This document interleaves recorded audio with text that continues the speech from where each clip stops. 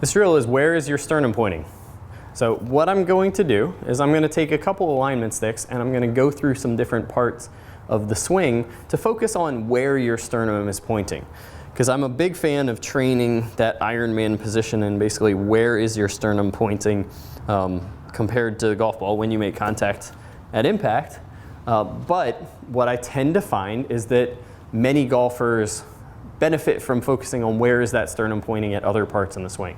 The two areas that we're going to focus on in this swing are in this drill are the top of the backswing and the follow through, because where your sternum points reveals a lot about what's going on in the pivot, and there's some common problems that you might be going up against that are easier resolved by focusing on where that upper body is positioned. So basically, I'm going to get into my setup position, and then from here, I'm going to make my backswing pivot. And now you'll notice if I have a good backswing shoulder plane, that my sternum is pointing roughly parallel to the ground. I find that many golfers who struggle with either swaying too much off the ball with their upper body or having a really short backswing, these would be pointing down at the ground there. And then most of their backswing is going to be created by lifting and maybe even bending your arms.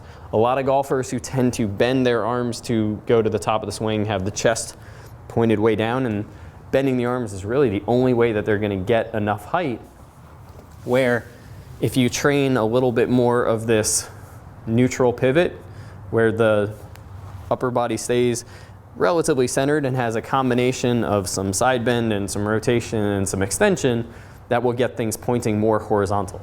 Now in the follow through position, we're going to try to point it even more up towards the sky.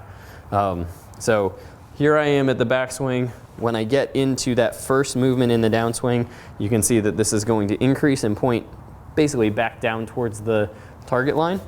I don't want to go this way initially, right? I don't want to go into side bend, so this is pointing too much up there. That's a form of early extension. So I'm regaining my flex, getting more into that left tilt. And then through impact, my upper body is going to stay behind my lower body as I brace. And so when I get in this follow through position, my lumbar spine and my body is supported by my abs, but my chest is pointing just above the horizon.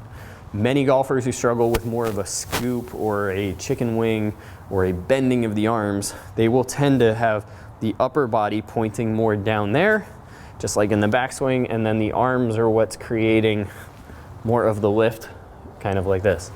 So we're going to get tilted this way up towards the top of the swing, and then we're going to be coming through into impact where it's basically pointing slightly open, and then getting into that follow through position where this is pointing just above the horizon again. So that can give you a few little checkpoints that you can use when you're doing your pivot training at home, and then you can take those concepts and the alignment sticks and apply them when you're practicing at the range.